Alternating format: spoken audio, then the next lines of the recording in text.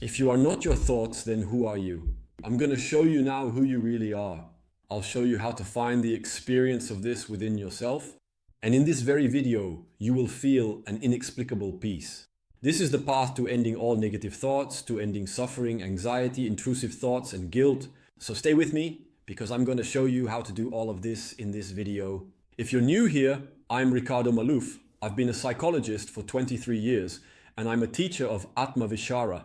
And if this topic speaks to your heart, go ahead and subscribe to the channel and turn on the notification bell to receive the next videos in this series. So let's get started. Notice that inside your head there's a voice talking to you all the time, which is your own thoughts, right?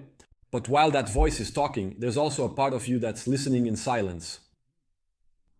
And if you ask yourself now, who is listening? And investigate within yourself, instead of trying to answer with words, just investigate inside. Who is listening to my thoughts?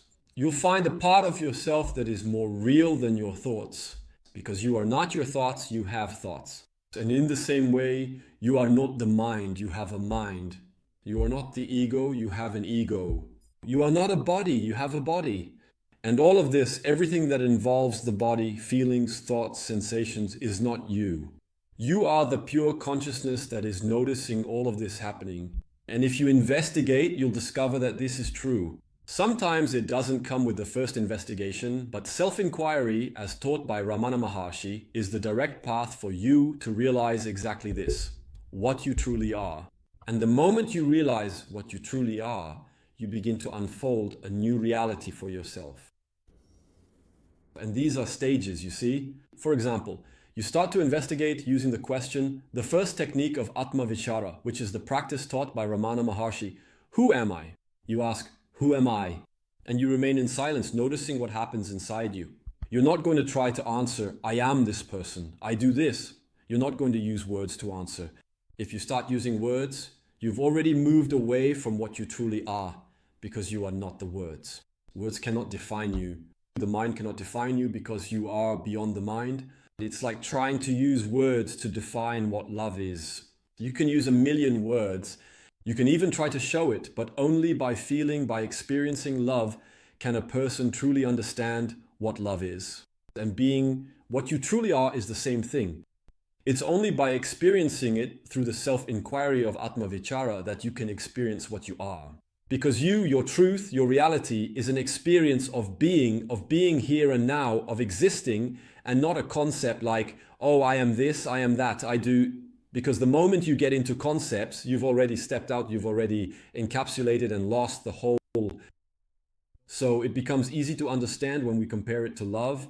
When you try to define what love is, when you try to explain it to someone else, even as you're explaining it, you realize that words are lacking. There's no way, because you've encapsulated it in an explanation and lost that whole experience, which is inexplicable because it's beyond words. And it's the same with peace. It's the same with happiness. It's the same with being, with existing, with being here, which is your reality, what you truly are. This is super important because if a person thinks they are their thoughts, what happens? They get trapped in their thoughts, in that endless cycle of thoughts, one leading to another, worry, anxiety, and they become a hostage to the ego. Now, if you look within yourself for what you truly are, your real self, the self, which is synonymous with your true self, when you search for and find that, you are free from thought. Thoughts will still keep happening inside you, but that's because you'll keep working, you'll keep interacting with people, making decisions. But now you know that thought is just a tool you use, which is different from thinking that it is you. Because when a person thinks that they are their thoughts, everything that thought says, they say, that was me who thought that. I'm a terrible person for having thought this. And it's really going to happen because I thought it.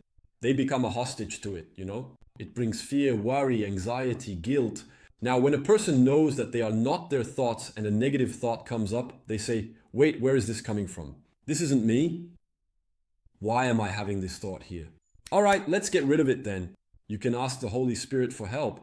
Holy Spirit, please change this thought for me, because that always works. Replace it with better thoughts. I don't want this thought anymore. I want better thoughts. Can you please change it for me? And he does. Try it out. That way, you stop being a hostage to negative thoughts. And you start to investigate your own truth more and more.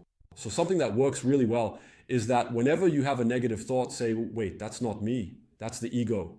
Then you bring your attention back to yourself. How? By asking, who am I? And keep noticing inside yourself, keep investigating and contemplating what happens when you ask. If the thought comes back, you ask again, who am I? And hand it over to the Holy Spirit again. Say, look, I don't want this thought. Please replace it with better thoughts for me. This will save you every time you have a negative thought. Now, I want to hear from you. Tell me here in the comments how this video was for you and what happened inside you when you asked, who am I? Want to see? Do it with me now. First, say to yourself, Holy Spirit, replace these negative thoughts, replace these bad feelings I have with good things, with positive thoughts. Did you do it? Did you say it mentally to yourself? Now ask him, Holy Spirit, help me to perceive my truth, who I really am. And then ask like this, who am I? Stay in silence. If a thought comes up, who am I? Me? Who am I? Notice that most of the time, what truly comes from deep inside one's being is a profound sense of inner peace, an utterly indescribable and comforting presence. Now, if you do this several times, stacking up these small experiences, there will come a moment when it goes boom. A great peace, a profound experience of who you truly are, a deep wisdom of your power, because you are everything, together with God and with the Holy Spirit. The Holy Spirit is your inner guide. You can call the Holy Spirit as your inner guide. You can already the Holy Spirit is your inner guide. You will find it being called inner guru, Holy Spirit, inner guide, or masters by various names. Jesus, in fact, is already one with him. Call him whatever you want. You can call him Jesus. You can call him the Holy Spirit. You can use the name of the master you already use, or inner guru, as they say in Vedanta. What matters is that you talk to him because he exists to help you. He exists to help you get out of the darkness and reach the light. He exists to help you clear your mind and find out who you truly are. That is his mission.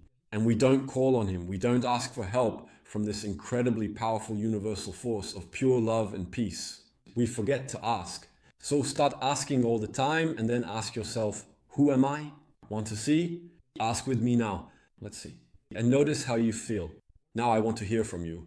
How was this video for you? What did you feel when you asked, who am I? What did you feel when you spoke to the Holy Spirit? Comment down below and don't forget to subscribe to the channel and turn on the notification bell to get the next videos in the series. Stay strong in peace.